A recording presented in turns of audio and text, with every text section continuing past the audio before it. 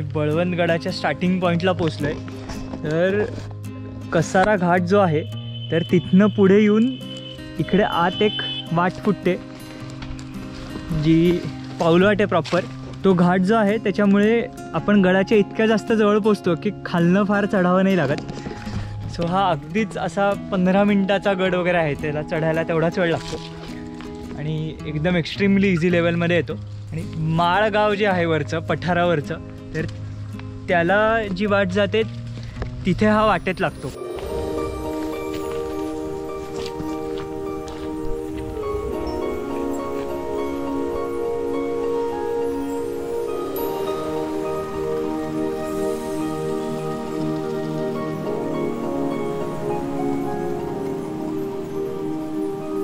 हा गड मेनली इगतपुरी ते कसारा आणि जव्हार ते त्र्यंबकेश्वर ह्या ट्रेड रूट्सवर लक्ष द्यायला बांधलेला।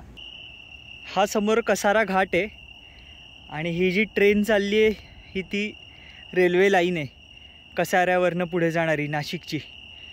आणि हा असा सगळा परिसराचा व्ह्यू मिळतो या गडावरनं, त्यामुळे हा बांधला गेला असेल।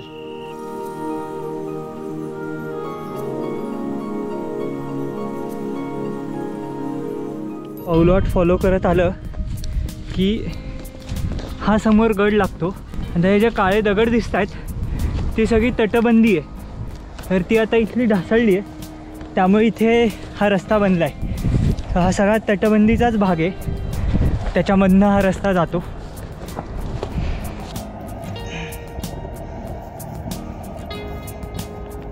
लक्षात येते की हा एक मोठा बुरुज आहे आणि त्या साईडून ती वाट बनली आहे, त्याच्यात तरी फुल तटबंदी अशी लांबलचक। आता सनसेटही होतोय, सुंदर व्ह्यू आहे इथे। सनसेट व्हायच्या आत मी अख्खा गड दाखवायचा प्रयत्न करतो।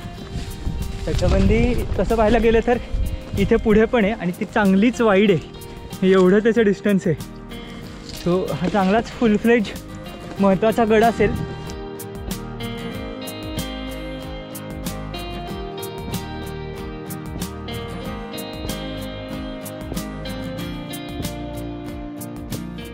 आता ह्या तटबंदीत असलेलं इकडे एक शौचकूप बघायला मिळतं। हे प्रॉपर इंडियन स्टाईलचं टॉयलेट आहे आणि त्याला तिथून बाहेरनं एक्झिट आहे जो आता बंद झाला आहे।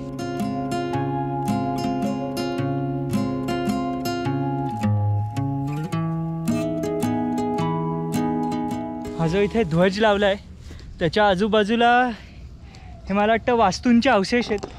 हे जे दगड पडलेले आहेत हे काही काही असे चौथरे त्याचे दिसत आहेत। तिथे माती पण बरीच भरली आहे त्यामुळे ते लक्षात नाही येणार एवढं, पण हा खूपच छोटा गड आहे तसं पाहायला गेलं तर। आणि इव्हन पुढे गेल्यावर अजूनही काही काही चौथरे दिसत आहेत।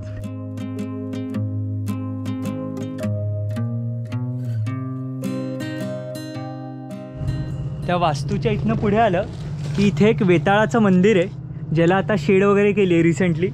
आणि तिथे समोर एक पिंड आणि नंदी पण ठेवला आहे आणि ही वेताळाची मूर्ती आहे। त्याच्या हातात एक मला वाटतं ती गदा आहे आणि एका हातात तलवार किंवा सुरा टाईप आहे।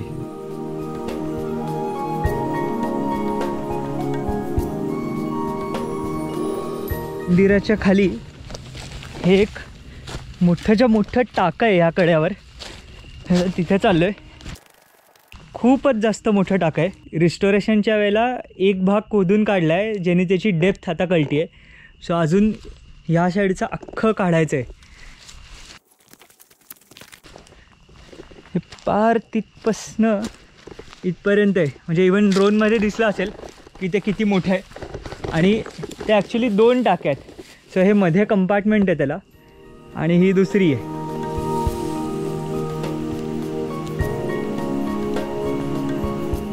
हे इथे कोपऱ्यात पिण्याचं पाणी असं लिहिलं आहे। तर इन केस कोणी येऊन वर कॅम्पिंग करायचं ठरवलं तर ते कोपऱ्यातलं पाणी चांगलं असणार। कोपऱ्यात धूळ नाही पडत आहे त्यामुळे ते स्वच्छ पाणी आहे, युजेबल आहे। आता गडाच्या दुसऱ्या एक्स्ट्रीम एंडला आलो आहे, तर इथे पण ही व्यवस्थित तटबंदी दिसते आहे आणि इथनं येणाऱ्या ह्या पायऱ्या आहेत। सो मे बी इथे ॲक्च्युअल तो दरवाजा आहे जो आता उद्ध्वस्त झाला आहे।